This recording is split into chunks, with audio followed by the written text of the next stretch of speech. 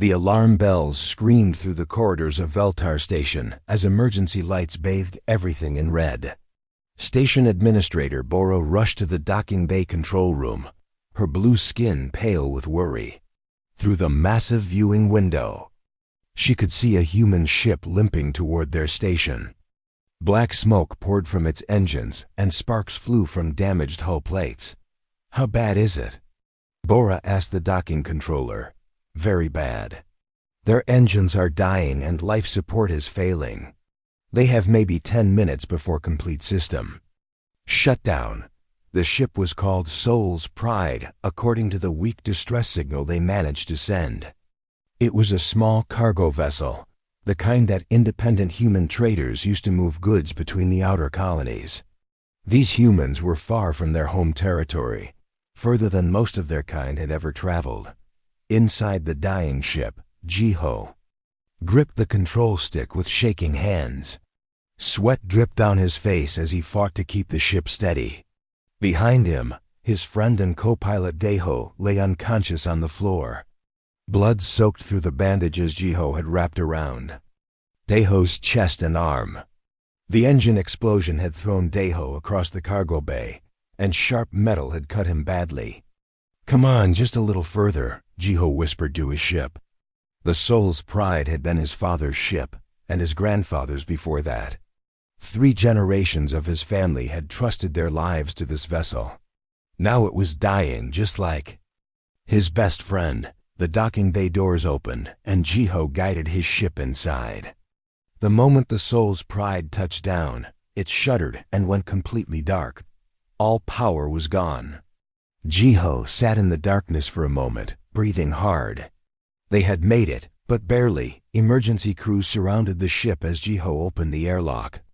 The first person he saw was a tall alien woman with light blue skin and large dark eyes. She wore the white coat of a medical officer. This was Mira, though Jiho did not know her name yet. "Are you injured?" Mira asked in careful human language. "My friend needs help," Jiho said, pointing back into the ship. "He's hurt bad." "Really? Bad?" Myra followed Jiho into the ship and knelt beside Daeho. She pulled out a small scanner and ran it over his body. The device beeped softly as it read his vital signs. Mira's face grew serious as she studied the results. "His internal organs are damaged," she told Jiho. "He needs surgery immediately or he will die." "Then help him," Jiho begged. "Please, I'll pay whatever it costs." Mira looked uncomfortable. "I need to speak with the administrator first." "Wait. Here." She left Jiho alone with his dying friend. Jiho knelt beside Daeho and took his hand. They had been friends since childhood, growing up in the same neighborhood on Earth. When Jiho inherited the Soul's Pride, Daeho had quit his job to become his co-pilot. They had traveled the galaxy together for 5 years. "Don't you die on me," Jiho whispered. "Your sister will never forgive me if I come home without you." In the station's medical bay, Mira found Bora waiting for her report. The administrator stood with her arms crossed, looking stern. "How bad is it?" Bora asked. "The human will die without immediate surgery, but it would require our most advanced medical pod, the one we reserve for our own people in critical situations." Bora shook her head. "You know the regulations, Mira. We provide basic medical care to all species, but advanced treatment is for Alterians only. The Council made that rule very clear." "But he'll die," Mira protested. "That's unfortunate, but it's not our responsibility. These humans chose to travel so far from their own medical facilities. We can make him comfortable, but we cannot risk our expensive equipment on an alien." Myra felt anger rising in her chest. She had become a doctor to save lives, not to watch people die because of rules and politics. "What if I take full responsibility? If the Council punishes anyone, let it be me." "Mira, don't be foolish. Your career would be over." "And for what? A human you just met?" But Mira had already made her decision. She walked back to the Soul's Pride where Jiho waited. Daeho's breathing had become shallow and weak. "I'm going to help your friend," Mira told Jiho. "But I need you to understand something. This is against our normal procedures. I could lose my job for this. Why would you risk that for us?" "Jiho?" Mira looked at the unconscious human, then at his friend's desperate face.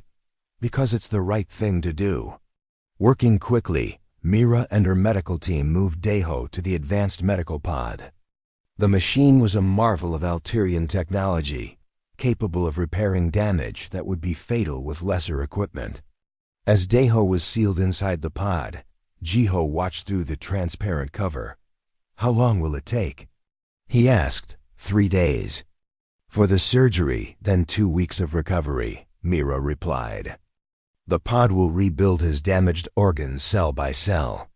Administrator Bora arrived at the medical bay, her face dark with anger.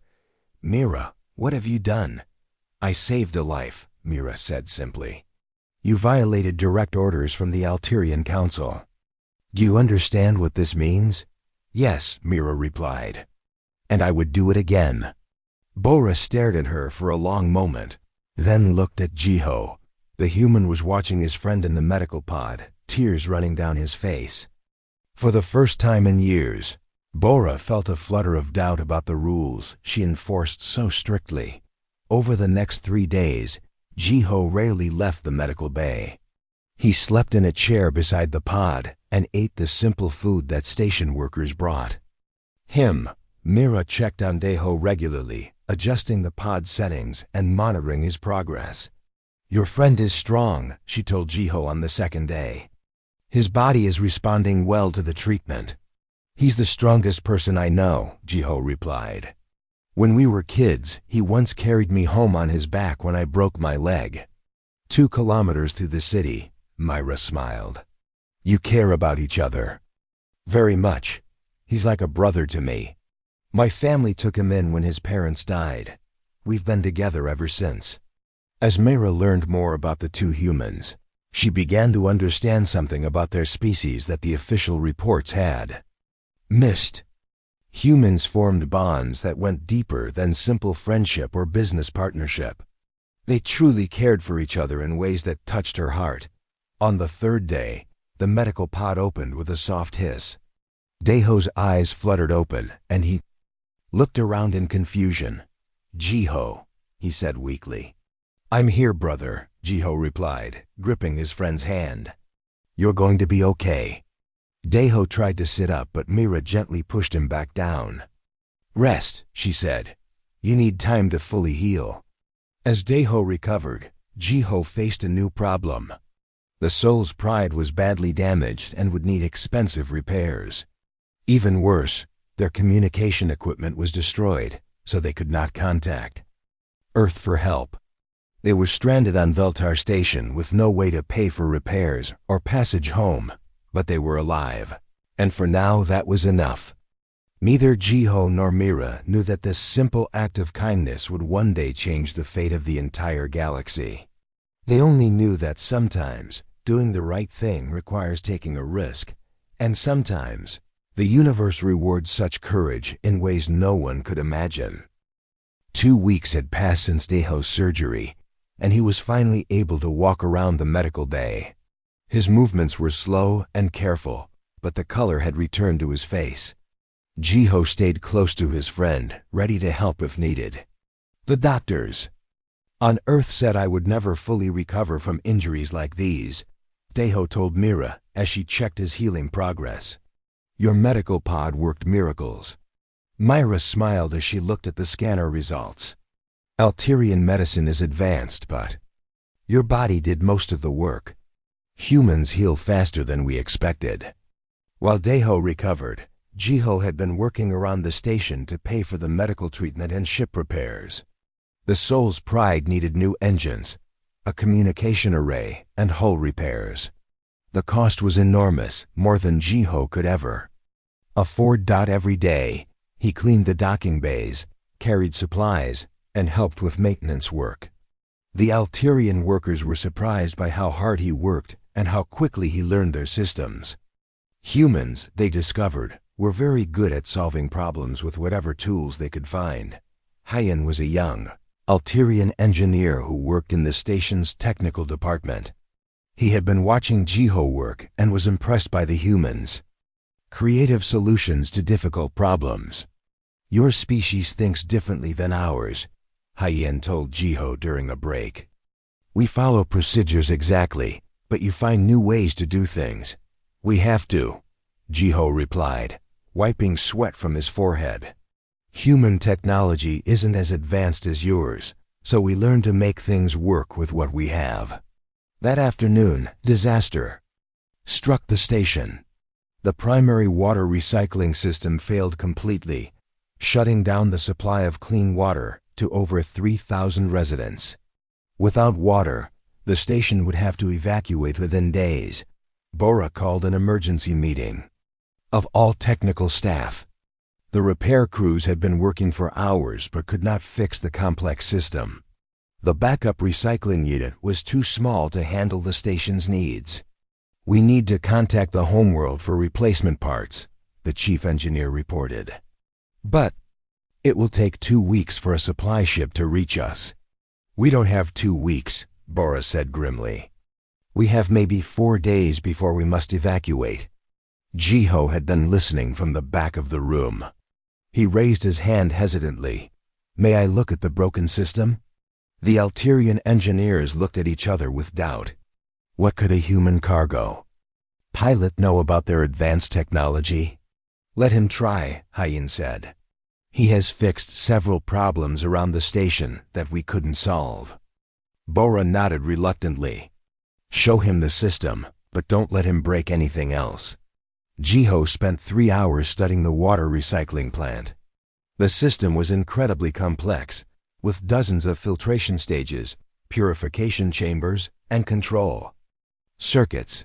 But as he traced the flow of water through the system, he began to understand the problem. "The main control processor is damaged," he told Hyen. "But that's not the real issue. The backup systems are fighting each other instead of working together." "We know that," Hyen replied. "But without the main processor, we cannot coordinate the backup systems." Jiho smiled. "What if we don't use the main processor at all? What if we bypass it completely?" He led Hyen to the Soul's Pride and showed him the ship's water recycling system. It was much simpler than the station system, but it worked on the same basic principles. "Human ships have small crews, so our systems are designed to work independently," Jiho explained. "Each part can operate without complex coordination." Working together, Jiho and Hyen began modifying the station's system. They disconnected the damaged main processor and rewired the backup systems to work like the simple human design. It was not elegant, but it would work. Other engineers joined them as word spread about the creative solution. Even Sana, the elderly medical researcher who was Myra's mentor, came to watch the repairs. "Fascinating," Sana murmured as she watched Jiho work. "Human engineering is so different from ours. We try to control everything perfectly, but they accept that some chaos is normal." After 18 hours of continuous work, they activated the modified system. Clean water began flowing through the station's pipes again. The output was not as pure as the original system provided, but it was perfectly safe to drink. Bora arrived at the recycling plant to see the results for herself. She tested the water quality and checked the system's performance. Not only was it working, but it was actually more efficient than the original design. "How is this possible?" she asked Jiho. "Sometimes the simple way is better," Jiho replied. "Your original system was trying to do too many things at once. When one part failed, everything stopped working. Our design lets each part do its job independently." Word of the repair spread throughout the station. The Alterian residents who had been preparing to evacuate were grateful to the human who had saved their home. They began to see Jiho and Daeho not as strangers, but as part of their community. During the long nights while working on the water system, Jiho had shared stories with his new friends. He told them about Earth, about human culture, and about the philosophy his grandmother had taught him. She always said that kindness comes back to you, Jiho explained to Mira one evening. When you help someone, you make the whole universe a little better. And eventually, that goodness finds its way back to you. Myra found this idea fascinating. Alterian society was based on careful rules and mutual obligations. You helped others because you were required to, or because you expected something in return. But humans seemed to help simply because it was right. Do you really believe that? She asked. That helping others will somehow benefit you later. I don't help people to get something back, Jiho said. I help because my friend needs help, or because someone is in trouble. But yes, I believe that good things happen to good people. As Daeho grew stronger, he began helping around the station too. His specialty was organizing and logistics, skills that proved very useful in managing the station's complex supply chains. The Alterians were amazed at how efficiently he could coordinate shipments and inventory. Humans work well together, Bora observed to Myra. They support each other in ways I have never seen before. Meanwhile, Hyen had been secretly working on repairs to the Soul's Pride. He was fascinated by human technology and wanted to learn more about their engineering methods. In the process, he had begun upgrading their systems with Alterian components. This is far beyond what regulations allow, Mira warned him when she discovered what he was doing. These humans saved our station, Hyen replied. They could have asked for payment, but they just helped because it was needed. How can we do less for them? The upgrades Hyen was installing would make the Soul's Pride faster and more reliable than any human ship had ever been. But more importantly, they represented something new in galactic relations. Technology shared freely between species because of friendship, not trade agreements. 1 month after their arrival, Daeho was declared fully healed. He was stronger than ever, with no trace of his serious injuries remaining. The Soul's Pride was not only repaired, but significantly improved. Jiho had earned enough credits to pay for basic repairs, though not the advanced modifications Hyen had secretly added. You have given us more than medical treatment, Jiho told Mira as they prepared to leave. You have given us friendship. Humans do not forget such kindness. What will you do now? Myra asked. We will go home and tell our people about the Alterians, who saved our lives, Daeho replied. We will tell them about friends who risked their careers to help strangers. As the Soul's Pride prepared to depart Veltar Station, the entire crew gathered to see them off. It was unusual for a station to make such a ceremony for departing merchants, but these humans had become part of their community. Safe travels. Friends, Bora said formally. You will always be welcome at Veltar Station. But privately, she wondered what would come of this friendship. The Alterian Council would not approve of the advanced technology Hyen had given them. There would be consequences for breaking so many regulations. As the Soul's Pride disappeared into hyperspace, none of them knew that this friendship would soon be tested in ways they could never imagine. The bonds formed during the crisis at Veltar Station would prove to be stronger than anyone expected. And somewhere in the darkness between the stars, ancient enemies were stirring, preparing to test the strength of every alliance in the galaxy.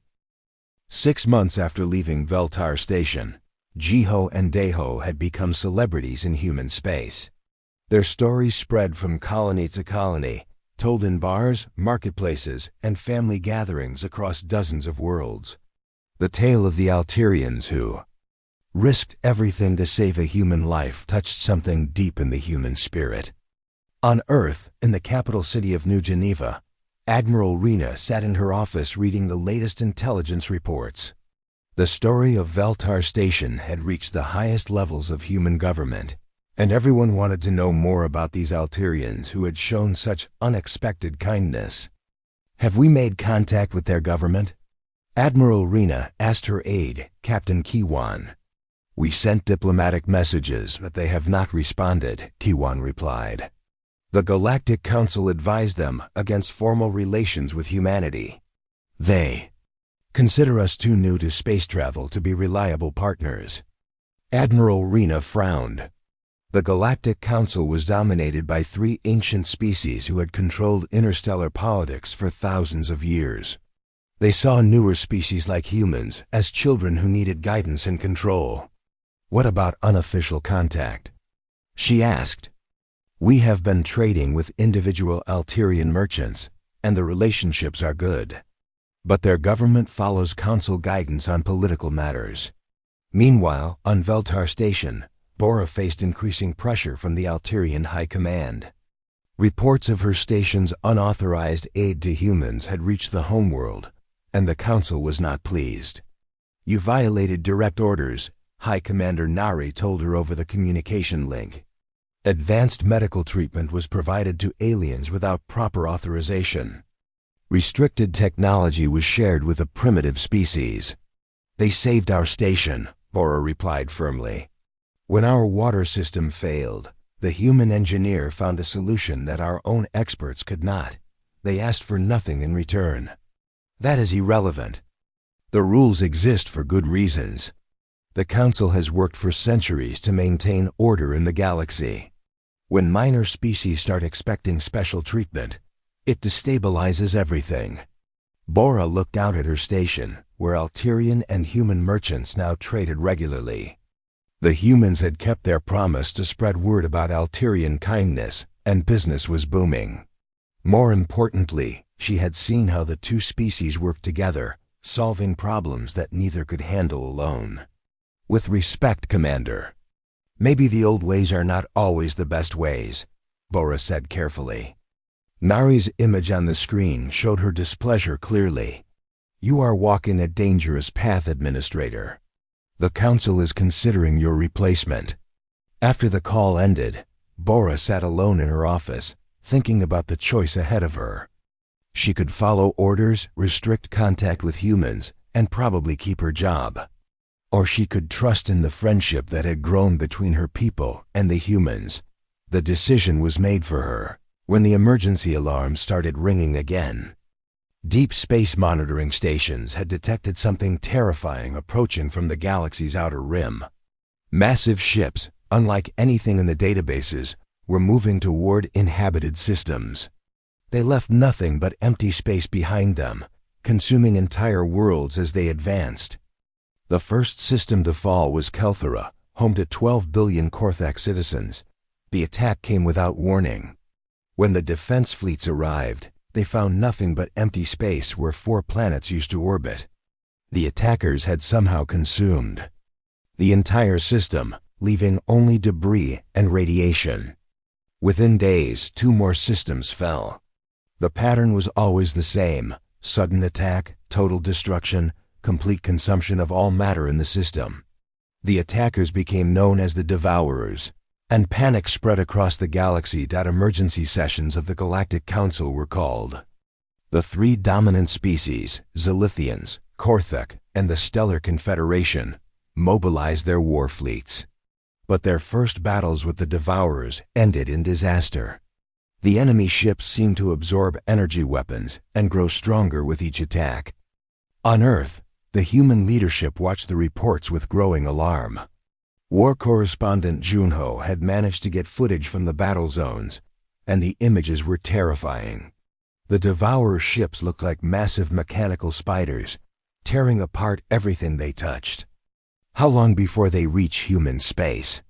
Admiral Rena asked her intelligence chief.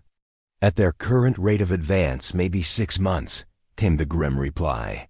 The Council fleets are slowing them down, but they cannot stop them. Admiral Rena made a decision that would change everything. Send messages to all our friends in alien space. Tell them that if they need help, humanity remembers who stood with us. The message was sent to dozens of species, but the first reply came from an unexpected source. Veltar Station broadcast. On all frequencies, this is Administrator Bora to any human vessels. We need your help. We are with you. The message was simple, but it carried enormous weight.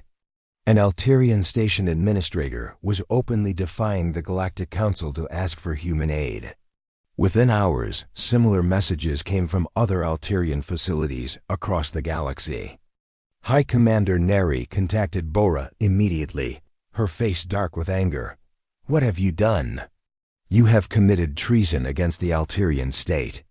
"I have asked friends for help," Bora replied calmly. "The Council fleets are losing. The Devourers grow stronger every day. We need new ideas, new approaches. The humans are barely capable of interstellar travel. What can they possibly do that our ancient fleets cannot?" Bora thought of Jiho fixing their water system with spare parts and determination. "They think differently than we do. Maybe that is exactly what we need." The conversation was interrupted by another emergency alarm. Long-range sensors had detected a massive Devourer fleet heading directly for the Alterian home system. The main Council fleets were too far away to help. The Alterians were on their own. "All available ships prepare for evacuation," Nari ordered. "We cannot fight them." But Bora had a different idea. She opened a channel to Earth and sent a desperate message. "This is Veltar Station to Earth Command. We need immediate assistance. The Devourers are attacking our homeworld. We have nowhere else to turn." The reply came faster than she expected. Admiral Rena's voice was clear and strong. "This is Earth Fleet Command of Veltar Station. Help is on the way. All human vessels in your sector are being rerouted to assist. Hold your position. How many ships can you send?" Bora asked. There was a pause. Then Admiral Rena's voice returned with words that sent chills through every listener. "All of them. We are sending all of them." Across human space, the greatest military mobilization in their species' history began. Every warship, every transport, every vessel capable of carrying weapons was called to duty. The human fleet that assembled was larger than anyone had imagined possible. But size was not their only advantage. Human ships carried weapons and technology that no one had seen before. While the Council species had spent centuries fighting each other with traditional tactics, humans had been preparing for a different kind of war. As the human fleet began jumping toward Alterian space, messages flooded communication channels across the galaxy. Species that had ignored human diplomatic requests suddenly wanted to know if they would receive the same protection that was being offered to the Alterians. The answer was always the same: "Help our friends, and we will help you." On Veltar Station, Mira stood in the observation deck watching for the first signs of the approaching fleets. Both friend and enemy were racing toward the same destination, and everything would depend on who arrived first. "Do you really think they will come?" Hyen asked nervously. Mira thought of Jiho's words about kindness returning when you least expected it. "Yes," she said quietly. "They will come." In the darkness of space, two fleets rushed toward a confrontation that would determine the fate of the galaxy. The Devourers brought destruction and consumption. The humans brought something else entirely. The promise that no friend would stand alone. The universe was about to learn what human gratitude really meant. The Devourer fleet arrived at the Alterian home system like a plague of metal locusts. 50 massive ships, each the size of a small moon, emerged from hyperspace and immediately began their terrible work. Their hulls were black as the void between.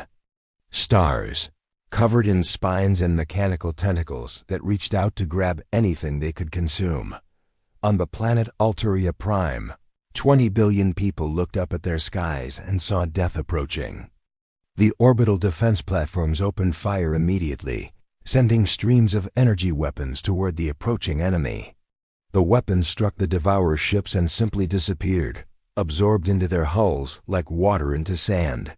High Commander Nari stood in the Planetary Defense Center, watching her carefully planned defenses crumble within minutes. "All orbital stations fall back to the inner system," she ordered. "Protect the evacuation ships." But there were not enough evacuation ships for 20 billion people. Even if every transport in the system worked perfectly, they could only save a fraction of the population. The rest would face the same fate as the 12 worlds that had already fallen to the Devourers. Across the galaxy, other species watched the battle with growing terror. If the Alterians could not stop the Devourers, who could? The Galactic Council fleets were still days away from the battle, fighting smaller Devourer groups in distant systems. On Earth, Admiral Rena stood in the command center watching the same battle through long-range sensors. The human fleet was still hours away from reaching Alterian space, racing through hyperspace at dangerous speeds that pushed their engines to the breaking point. "Can we make it in time?" she asked her navigation officer. "It will be close," Taeyun replied, checking his calculations. "The Devourers are moving faster than expected. They might finish consuming the system before we arrive." Admiral Rena turned to her communications officer. "Send a message to all human ships. Tell them to push their engines beyond safe limits. We promised our friends we would come, and we will keep that promise." In the Alterian system, the first evacuation ships were trying to escape when the Devourers struck. Mechanical tentacles reached across space to grab the fleeing transports, pulling them apart like toys in the hands of children. Thousands of lives ended in seconds. Mira was on one of the evacuation ships, helping to treat wounded civilians who had been injured in the panic to escape. Through the ship's windows, she could see the Devourer fleet spreading across the system like a cancer, consuming everything in its path. "How long until the human fleet arrives?" asked Seok, an Alterian fleet commander whose ships had been destroyed in the first attack. "Soon," Myra replied, though she was not certain they would arrive at all. The distance was vast, and the Devourers worked quickly. On Veltar Station, Bora refused to evacuate. She stood on the command deck watching the battle unfold, coordinating with the few remaining defense ships. The station was not a military target, but she knew the Devourers would eventually consume everything in the system. "Administrator, we need to leave now," Hyen urged her. "The emergency shuttles are ready." "No," Bora said firmly. "If the humans are coming to help us, someone needs to be here to guide them. I will not abandon my post." The Devourers had consumed 3 of Alteria's 7 moons and were moving toward the planet itself when space began to shimmer with new arrivals. First came a few human scout ships, then squadrons of destroyers, then massive battle cruisers that dwarfed anything the Alterians had ever built. The human fleet that emerged from hyperspace was beyond anything the galaxy had seen before. 500 warships of various sizes, each bristling with weapons that had never been used in galactic warfare. At their head flew the flagship Sol Ascendant, commanded by Admiral Minsu. "This is Admiral Minsu of the human fleet to all Alterian vessels," came the broadcast on all frequencies. "We have arrived as promised. All friendly ships move to defensive positions. We will handle the Devourers." On Alteria Prime, High Commander Nari stared at her sensors in amazement. "How many ships do they have?" "Over 500 confirmed," her sensor officer reported. "And they are still arriving."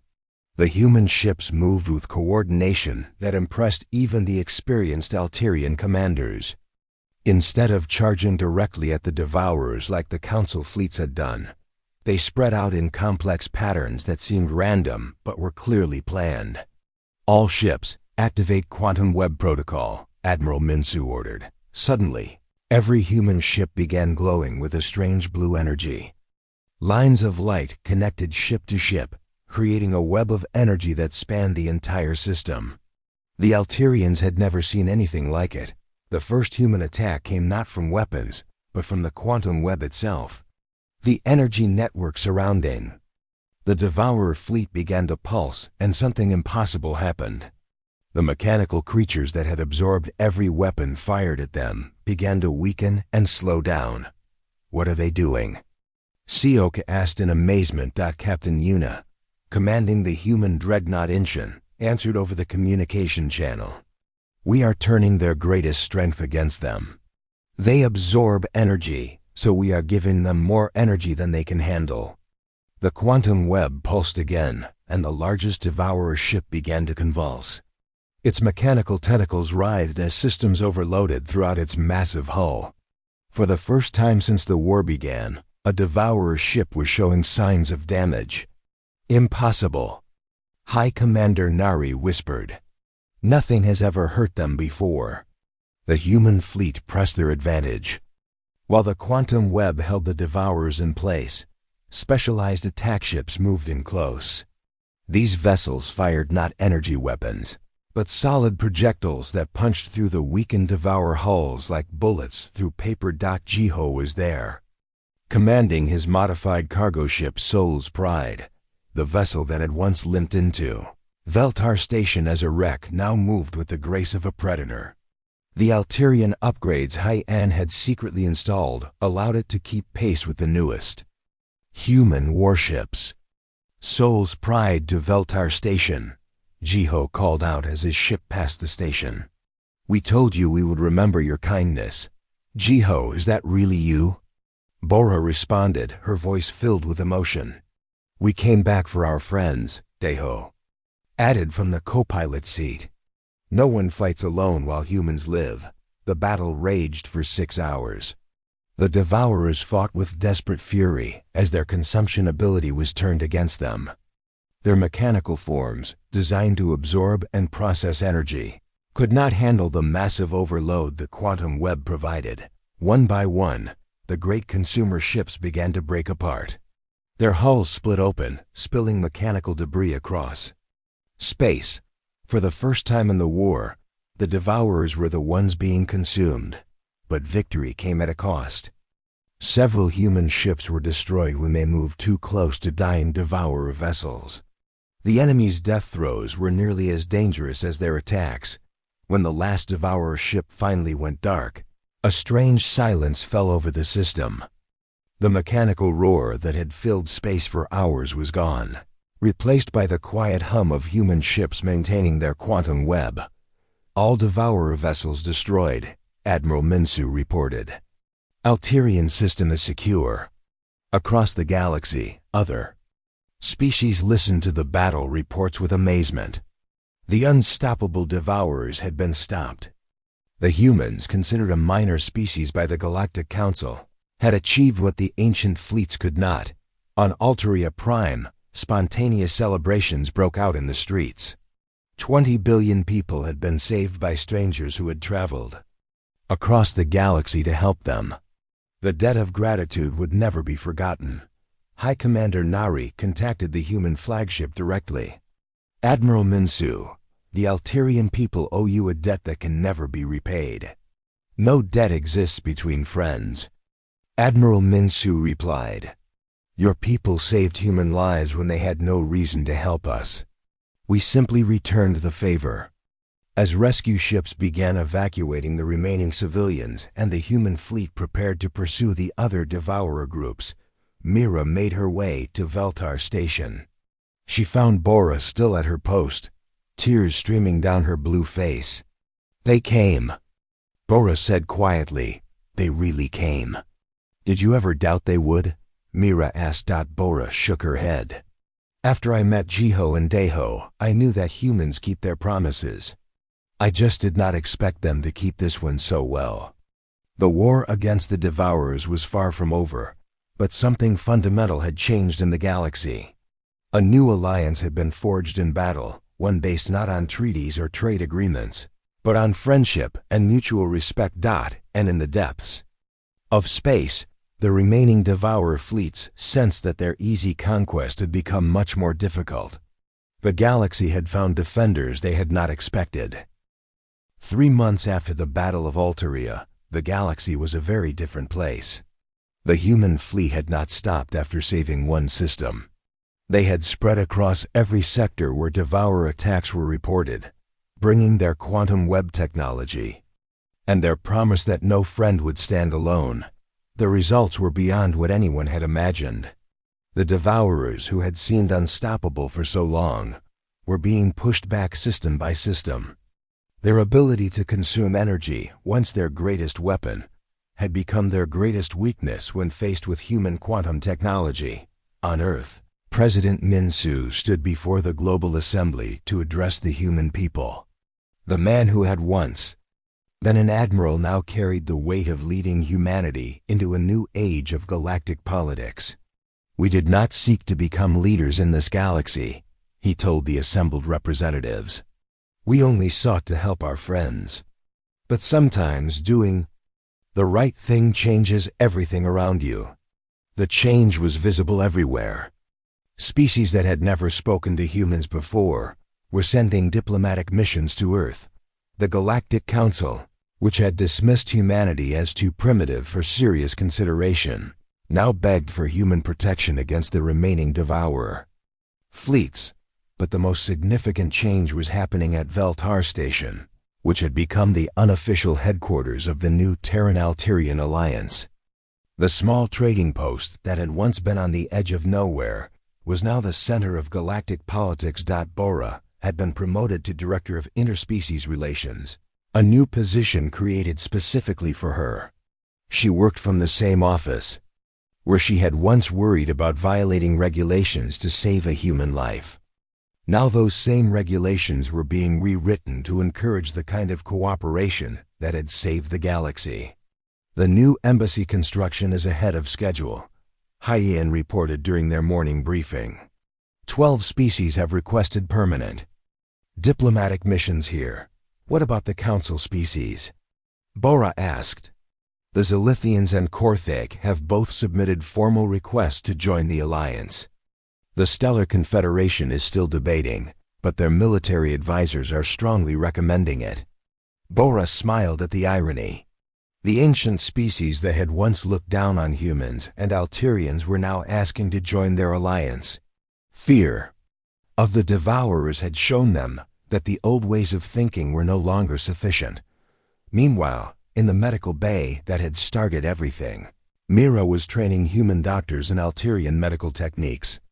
The same advanced pod that had saved Deho's life was now being shared freely with human colonies across the galaxy. "Your species learns incredibly fast," Mira told Dr. Yunha, a human medical researcher. "What takes our students years to master, you understand in weeks." "We have good teachers," Yunha replied with a smile, "and we have strong motivation. Every technique we learn here saves lives back home." The medical cooperation was just one example of how the two species were sharing knowledge. Human quantum technology was being integrated into Alterian ships, while Alterian medical and engineering advances were helping human colonies thrive in hostile environments. But the true test of the alliance came when the largest Devourer fleet ever seen appeared at the edge of known space. Long-range sensors detected over 200 of the massive consumer ships, heading directly for the core worlds where billions of people lived. The emergency meeting at Veltar Station included representatives from 30 different species. For the first time in galactic history, former enemies sat together to plan a unified defense. "The Devourer main fleet will reach the core systems in 2 weeks," Admiral Rena reported. "This is not just an attack on 1 or 2 worlds. They intend to consume everything." "How many ships can we assemble?" asked Commander Nari, who now worked closely with human military leaders. "The human fleet numbers 800 ships," Admiral Rena replied. "Allied forces add another 600.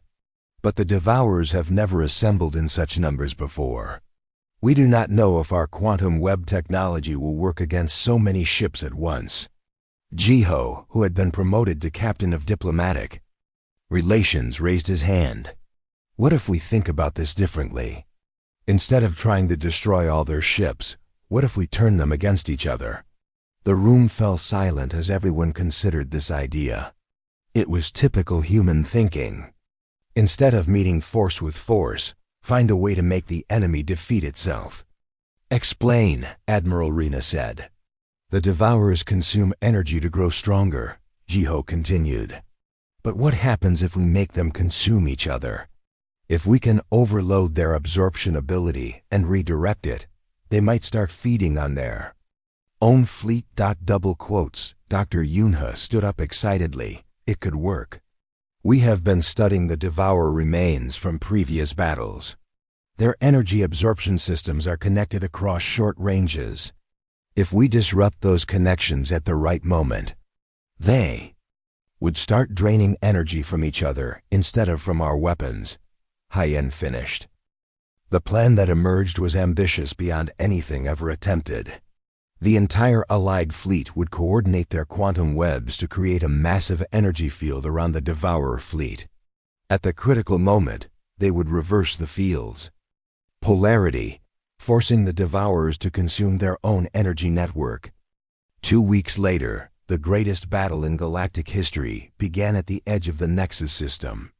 The Devourer fleet arrived like a swarm of mechanical death, each ship larger than anything the Allies had ever faced. Their combined mass was enough to consume entire star systems. But waiting for them was the largest Allied fleet ever assembled. Human ships formed the core of the formation, their quantum webs ready to create the energy field. Alterian vessels provided medical support and electronic warfare capabilities. Ships from dozens of other species added their firepower to the coordinated defense. All ships, this is Admiral Rena aboard the flagship Earth's Hope, came the broadcast. Across the fleet. Today we fight not for conquest or territory, but for the right of all species to exist. Remember what we learned at Veltar Station. When good people stand together, anything is possible. The battle began with the Devourers doing what they had always done, absorbing the energy weapons fired at them and growing stronger. But this time, the Allied ships were ready. As the mechanical monsters fed on the attack, human quantum technology began weaving an invisible web around them. "Quantum web at full power," reported Captain Yuna from the Dreadnought Incheon. "All Allied ships report ready." "Execute field reversal on my mark," Admiral Rena ordered. 3, 2, 1 mark. The quantum field reversed, and suddenly, the Devourers found themselves connected not to external energy sources, but to each other. Their absorption systems, designed to consume everything around them, began draining energy from their neighboring ships. The effect was immediate and catastrophic. Devourer ships that had seemed invincible began to weaken as they consumed each other. Mechanical tentacles that had reached out to grab Allied vessels instead turned on their own fleet, tearing apart ships that had fought together for eons. "It's working," Bora reported from Veltar Station, where she was coordinating the battle.